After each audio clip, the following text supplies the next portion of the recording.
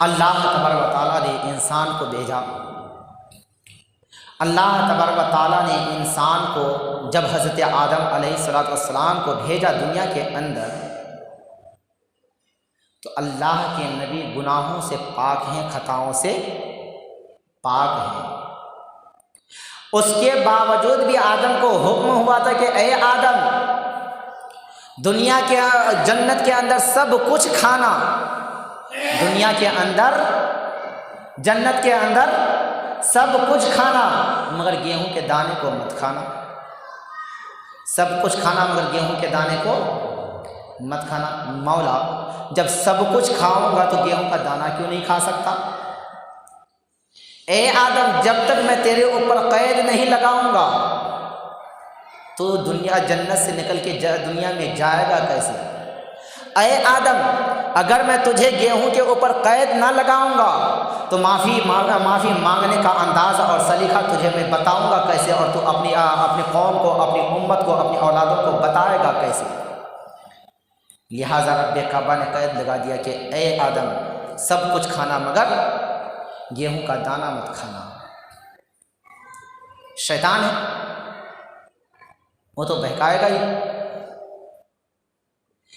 اور جب یہ بات آپ کے سامنے میں آئی تو ایک بات اور بتا دوں کہ سانپ جانتے ہیں نا، سانپ کی شکل پہلے کیسی تھی پتہ ہے آپ کو؟ کیسی تھی شکل؟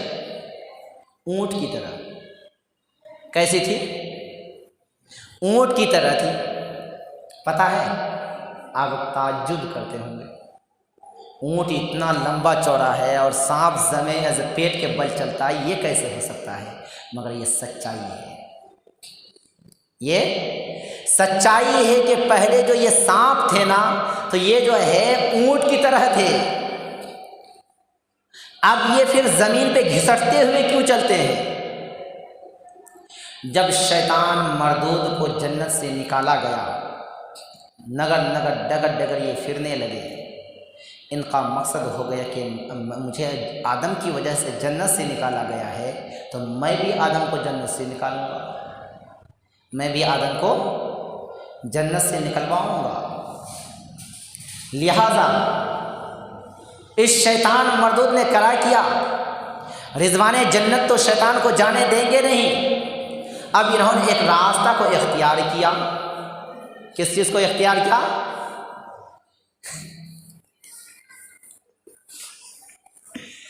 ایک راستہ کو تلاش کیا کہ سانپ کو میں اپنا دوست بنا لوں۔ کس کو اپنا دوست بنا لوں؟ سانپ کو اپنا دوست بنا لوں۔ جب سانپ کو دوست بنایا تو اس کے بعد ہوا کیا؟ ہمیشہ مذاق باہر آواز نہیں۔ جب شیطان نے دیکھا کہ میرا سہارا کوئی دینے والا نہیں ہے تو انہوں نے پہلے سانپ سے دوستی کیا۔ سانپ سے کیا کیا؟ دوستی کیا، اور دوستی کرنے کے بعد انہوں نے کیا کہ کہا کہ اے سانپ، تو روزانہ جنت میں جانا آنا کرتا ہے۔ کیا کرتا ہے؟ روزانہ جنت میں جانا آنا کرتا ہے، لہذا تو مجھے بھی ایک بار جنت میں لے کر کے جانا، ایک بار مجھے بھی جنت میں لے کر کے چلو، ایک بار دیکھ کر کے تو آؤں کہ جنت میں کیا ہو رہا ہے، کیسا معاملہ ہے، جنت کے حالات کا جائزہ لے کر کے آؤں۔ سانپ تیار ہو گیا کہ یار میں روزانہ جاتا ہوں، اگر لے کر کے چلا ہی گیا تو کیا ہو جائے گا۔ بولے کیسے لے کر کے جاؤں گا؟ بولے ایسا کرو کہ تم مجھے اپنا پیٹ میں چھپا لو۔ کس میں چھپا لو؟ پیٹ میں چھپا لو۔ اب شیطان ہے، اللہ تعالیٰ سے وہ اتنی طاقت لے کر کے آیا کہ وہ کوئی بھی شکل و صورت کو اختیار کر سکتا ہے، کسی بھی شکل و صورت کو اختیار کر سکتا ہے۔ ہوا کیا کہ انہوں نے جو ہے سانپ نے شیطان ابلیس کو اپنے پیٹ میں جگہ دے دیا۔ کہاں جگہ دے دیا؟ سانپ نے اپنے پیٹ میں شیطان کو جگہ دے دی اور اپنے پیٹ میں چھپا کر کے شیطان کو جو ہے سانپ اندر لے کر کے چلے گئے۔ جیسے ہی اندر داخل ہوئے بولے رک جا سانپ، تیرا لاکھ لاکھ شکر ہے، تیرا احسان میں کبھی نہیں بھولوں گا، تو نے مجھے جنت میں لے کر کے آیا۔ دروازے پہ جیسے ہی سانپ کے پیٹ سے نکلا، دیکھا سامنے میں حضرت حوا رضی اللہ تعالی عنہا جو ہے وہی گیہوں کے درخت سے جو ہے ٹیک لگا کر کے کھڑی ہیں۔ بولے اے حوا تو کیا کر رہی ہے؟ بولے کچھ نہیں ہے، ایسے سیر کر رہی ہوں، گھوم رہی ہوں، مزے لے رہی ہوں۔ بولے اچھا تو مزے لے رہی ہے تو یہ دانہ تو کھا کر کے دیکھ کیا ہے یہ؟ بولے کیا یہ گیہوں ہے؟ تو کھا کر کے تو دیکھ۔ بولے نہیں کھاؤں گی۔ بولے کیوں؟ بولے کہ اللہ نے منع فرمایا ہے۔ بولے یار 2-3 دانے سے کیا ہونے والا ہے؟ 2-3 دانے سے کیا ہونے والا ہے؟ وہ کھانے لگی۔ بولے رک تو جا، اتنی بے صبری سے انتظار مت کر، اور کچھ دانے لے لے آدم کے لیے بھی، آدم کو بھی کھلا دینا۔ بولے ٹھیک ہے۔ حضرت حوا رضی اللہ تعالیٰ عنہ نے وہاں سے گیہوں کے دانے 3 لیے۔ کتنے دانے لیے؟ 3 دانے لیے۔ اور لینے کے بعد جو ہے وہ آدم علیہ السلام کے پاس جاتے ہیں۔ آدم علیہ السلام دوسری طرف گھوم رہے تھے، سیر کر رہے تھے۔ بولے اے آدم یہ دانہ کھا لو۔ بولے نہیں، اللہ نے منع فرمایا ہے، اللہ نے یہ دانے کو کھانے سے منع فرمایا ہے، نہیں کھانا ہے۔ بولے یار 1 دانہ کھانے سے کیا ہوگا، چلو اتنا زیادہ ڈر ہے، خوف ہے تو 2 دانہ میں کھا لیتی ہوں، 1 دانہ آپ کھا لو۔ ان باتوں سے آپ کو کیا پتہ چلا 2 دانے اور 1 دانے کا چکر؟ کہ عورت جو ہے نا، جو عورت کی سب سے پہلی ماں ہماری ہے نا، انہوں نے ہی اپنی چالاکی دکھائی تھی۔ اسی لیے آج بھی عورتیں بہت زیادہ چالاک بنتی ہیں اور چالاکی دکھاتی ہیں، مگر ان کی چالاکی دنیا کو آباد کرنے کی تھی، اور آج ہماری ماں بہنوں کی چالاکی جو ہے اپنی قوم، اپنے گھر کو تباہ و برباد کرنے کی ہے۔ دونوں کا فرق اتنا ہے۔ ہوا کیا؟ آدم علیہ السلام حضرت حوا کے کہنے سے 1 دانہ کھا لیتے ہیں۔ اللہ کا حکم ہوتا ہے کہ اے آدم میں نے کہا تھا کہ سب کچھ کھانا مگر گیہوں کا دانہ مت کھانا، لہٰذا اب تمہیں جو ہے جنت سے باہر نکلنے کا حکم دیا جاتا ہے۔ جنتی جو لباس تھے وہ بھی اتار لیا جاتا ہے، جنتی جو لباس تھے، کپڑے تھے، وہ بھی اتار لیا جاتا ہے۔ جب دنیا کے اندر آتے ہیں تو برہنہ آتے ہیں، ننگے آتے ہیں۔ جب دنیا کے اندر آتے ہیں کوئی لباس جس میں اطہر پہ نہیں ہوتا ہے، زار و قطار روتے ہیں، پیڑ پودوں سے مدد مانگی جاتی ہے کہ اے پیڑ تو مجھے پتہ دے دے، میرے جسم کو ڈھک دے، مگر کوئی پیڑ پودے جو ہے انہیں پتہ دینے کے لیے تیار نہیں۔ اس کی وجہ کیا تھی کہ کہیں ایسا نہ ہو جائے آدم نے 1 دانہ کو کھایا تو اللہ تبارک و تعالیٰ کا غضب ایسا ہوا کہ یہ جنت میں تھا، جنت سے زمین پہ اتار دیا گیا ہے، کہیں ہم بھی جو ہے ہمیشہ کے لیے نیست و نابود نہ کر دیے جائیں، ہمیشہ کے لیے ہم بھی نیست و نابود نہ کر دیے جائیں، مٹا نہ دیے جائیں۔ اس لیے کوئی بھی درخت پتے دینے کے لیے تیار نہیں تھے۔ حضرت حوا رضی اللہ تعالیٰ عنہ نے جب گیہوں کے پہلا دانہ کھایا تو ان کے آنکھوں میں آنسو آئے، یعنی کہ پانی آئے۔ کیا آئے؟ آنسو آئے۔ اور دوسرا جب دانہ کھایا تو ان کے جسم اطہر سے خون نکلا، شرمگاہ سے، جسے آج عورتوں کو MC کے نام سے پکارا جاتا ہے، مہواری کے نام سے پکارا جاتا ہے۔ اور اللہ تبارک و تعالیٰ نے ہماری آپ کی ماں حوا کو یہ سزا دی تھی۔ کیا دیا تھا؟ سزا دیا تھا اللہ نے، مگر یہ ہماری ماں اور بہنوں کے لیے ادا ہو گئی۔ اگر ہماری ماں اور بہنوں کی جو ہے مہواری نہ نکلے، ہر مہینے میں مہواری نہ آئے، 1 مہینہ 2 مہینے 3 مہینے اگر نہ ہو تو چوتھے مہینے میں انہیں سخت سے سخت بیماری ہونے کا اندیشہ ہو جاتا ہے، اور جب وہی مہواری جاری رہتا ہے تو ان کی صحت میں کبھی کوئی پریشانی، کوئی تکلیف نہیں آتی ہے۔ اور پھر وہی ہماری ماں اور بہنوں کی جب شادی ہو جاتی، وواہ ہو جاتی ہے، جب وہ اپنے شوہر سے ہم بستر کرتی ہیں اور اس کے بعد جو ہے جب رب کے قدرت کو جوش آتا ہے اور ان کے پیٹ میں امید ڈالتا ہے، یعنی کہ بچے کا حمل ڈالتا ہے، تو وہی مہواری جو گندا خون ہے، جس کی بنا پہ اگر وہ خون ہماری ماں بہنوں کے شرمگاہ سے نکلے تو صحت کے لیے تندرستی بن جاتی ہے، اور نہ نکلے تو بیماری کی باعث بن جاتی ہے، وہی مہواری کا خون بچے کی پیدائش کا ذریعہ بن جاتا ہے، وہی بچے کا خوراک بن جاتا ہے، وہی اعضا کو بنانے کے لیے ایک طاقت اور ایک گوشت کے انداز میں، ایک ہڈی کے انداز میں وہ جو ہے تبدیل ہو جاتا ہے۔ اسی لیے جب تک کہ وہ حمل ٹھہرنے سے لے کر کے جب تک کہ وہ بچے کی ولادت نہ ہو جاتی، جب تک کہ وہ بچے کی پیدائش نہیں ہو جاتی، تو ہماری ماں بہنوں کی جو ہے AMC بند رہتی ہے۔ وہ AMC کا خون کہاں جاتا ہے؟ وہی بچے میں تبدیل ہو جاتا ہے، وہی بچہ، اسی خون سے جو ہے بچے کے سانچے بنتے ہیں، اسی خون سے بچے کے پورے جسم کے اعضاء بنتے ہیں۔ اب دیکھیے یہی خون ہے، مائی حوا کے لیے کیا تھا؟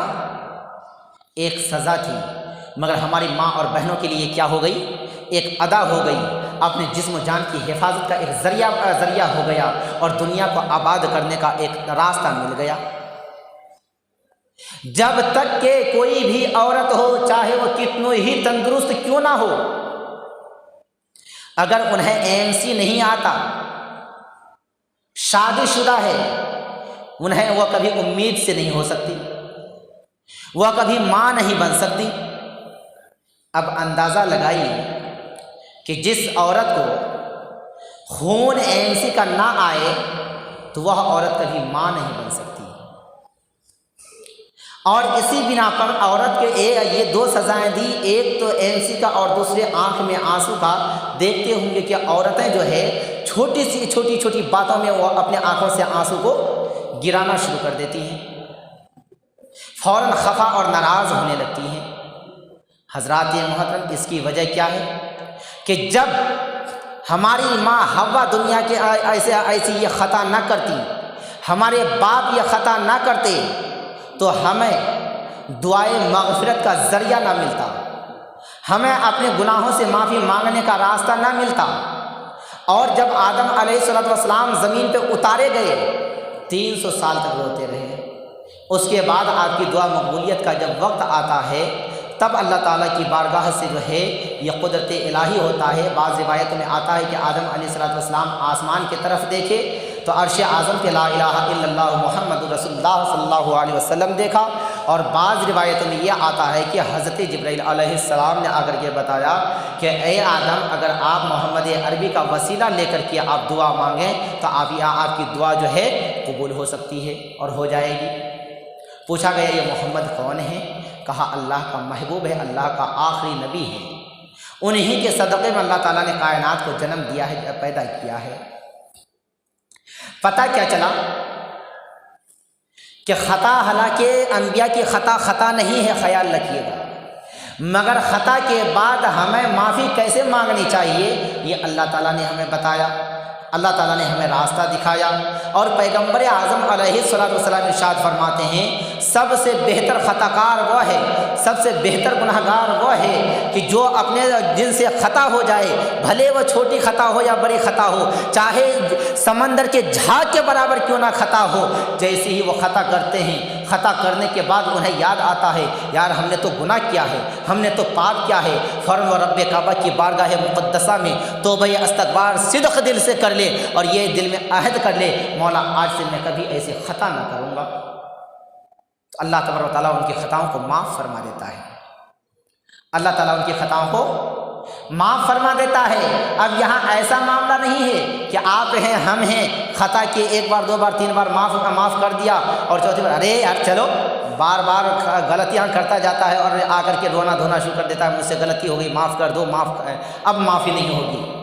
اللہ تعالیٰ ارشاد فرماتا ہے کہ تو پوری زندگی خطا کرتا رہے گا، تو پوری زندگی خطا کرتا رہے گا، بار بار خطا کرتا رہے گا، اور رب کعبہ کی بارگاہ مقدسہ میں آ کر کے تو رو رو کر کے معافی مانگتا رہے گا، تو تو خطا کرتا رہے گا اور رب کعبہ ہمارا تمہیں معاف فرماتا رہے گا۔ اللہ تعالیٰ معاف فرماتا رہے گا، ہمارے غلطیوں کو معافی دیتا رہے گا۔ یہ ہمارا رب کی شان ہے۔ حضرات محترم، اسی لیے جو ہے کبھی بھی خطا سے آپ نفرت کیجیے، غلطی سے نفرت کیجیے، گناہوں سے نفرت کیجیے، مگر گناہ گاروں سے نہیں۔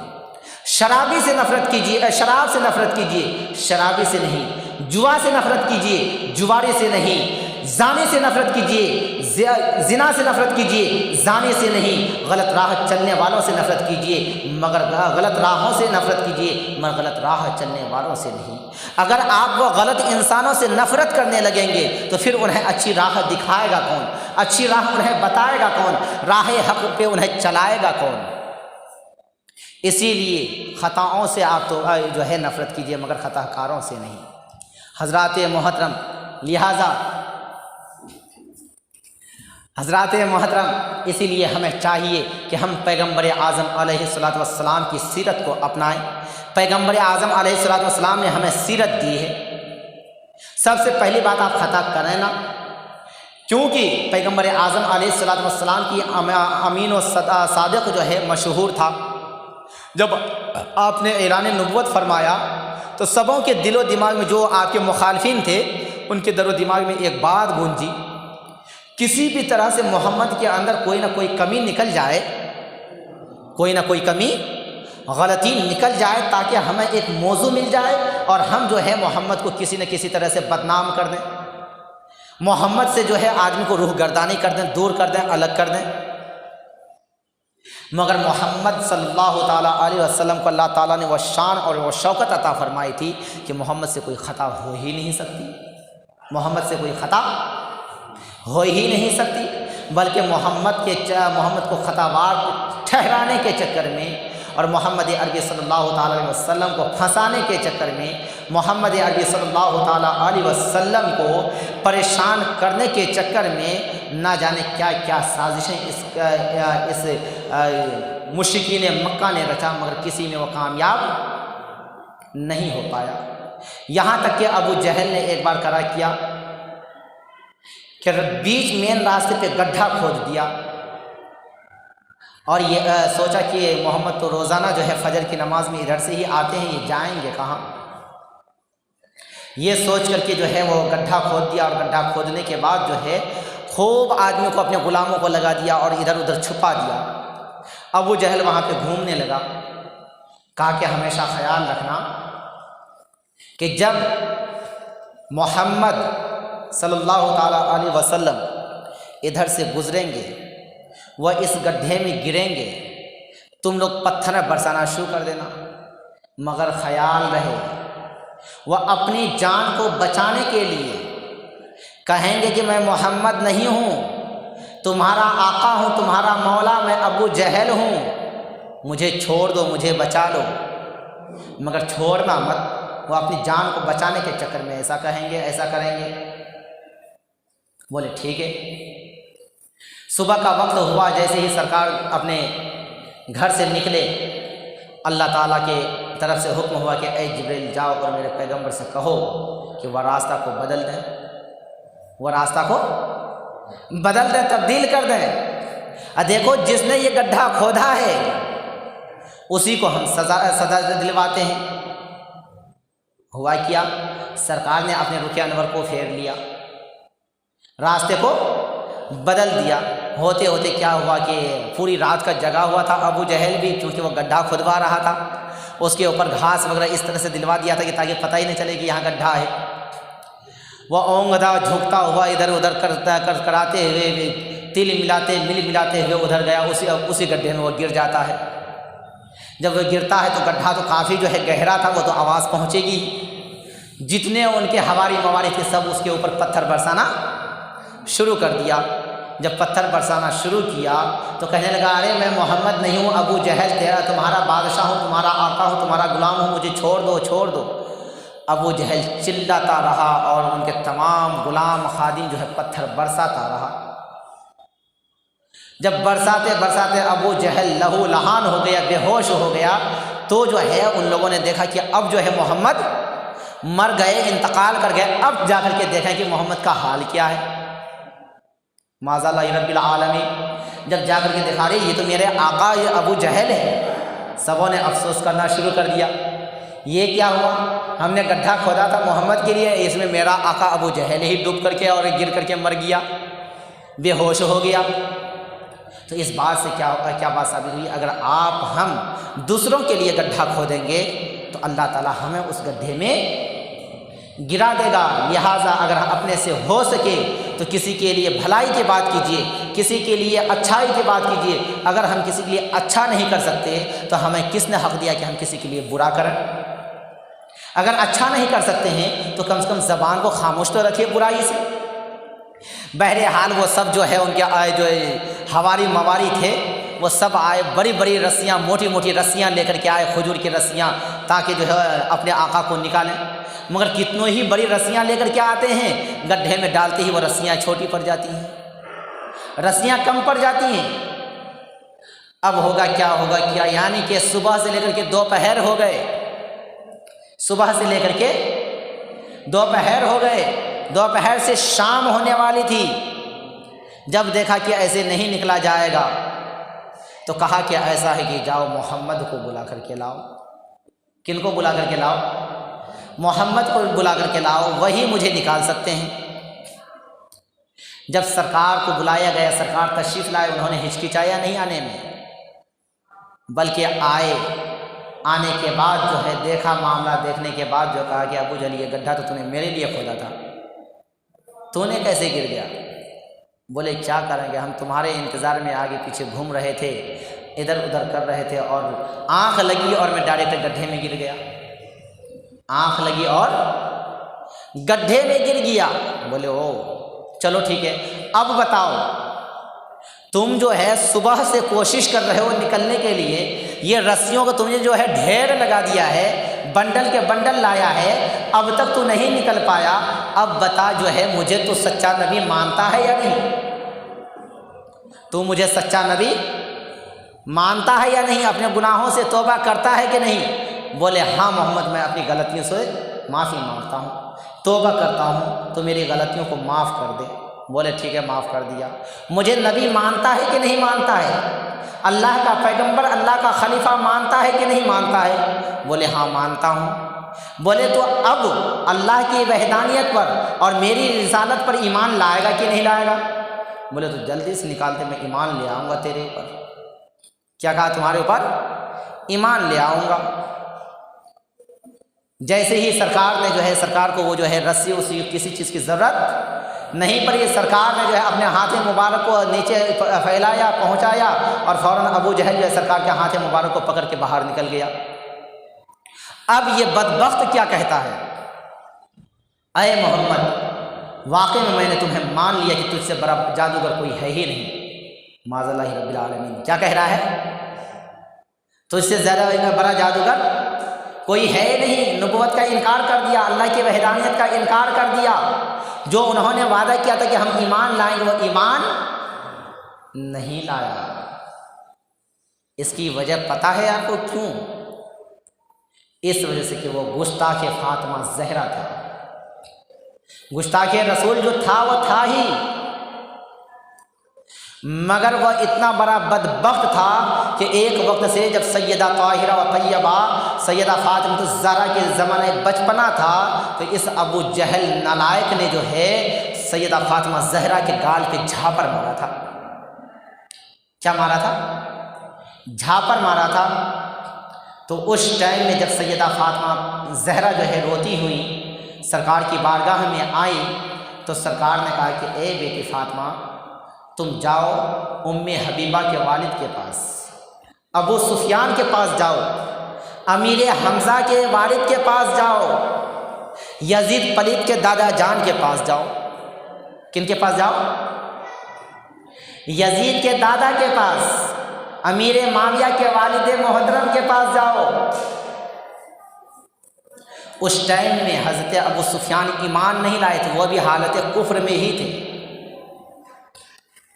सैयदा फातिमा ज़हरा जाती हैं और जाने के बाद रो रो करके अर्ज़ करती हैं कि मुझे जो है अबू जहल ने मारा है। बेटा कहाँ मारा? गाल पे मारा।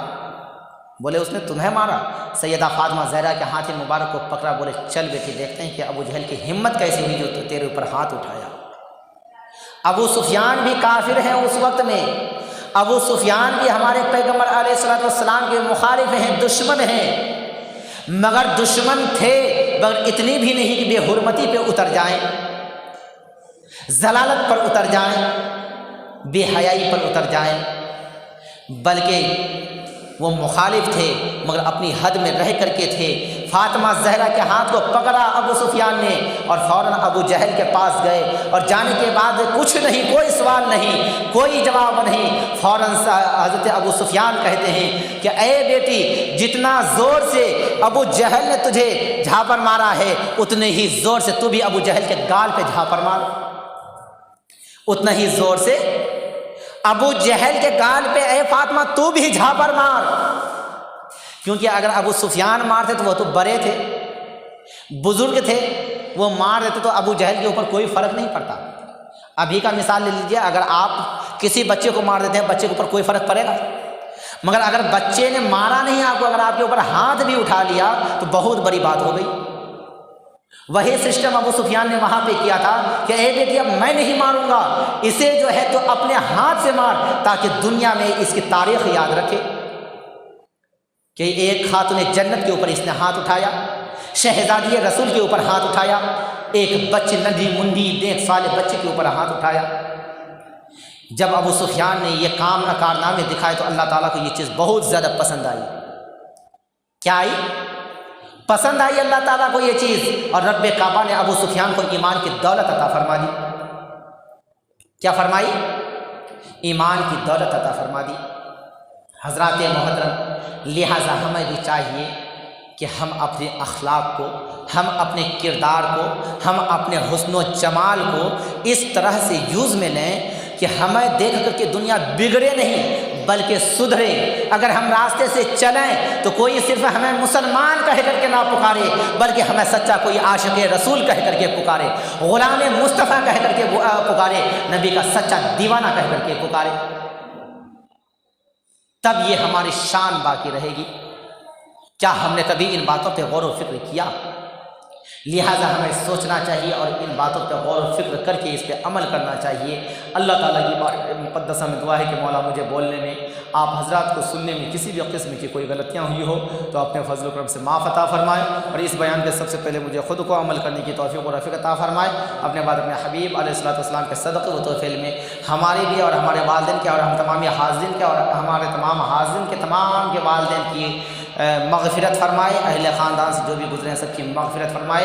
استغفر اللہ ربی من کل ذنب و اتوب الیہ۔ السلام علیکم۔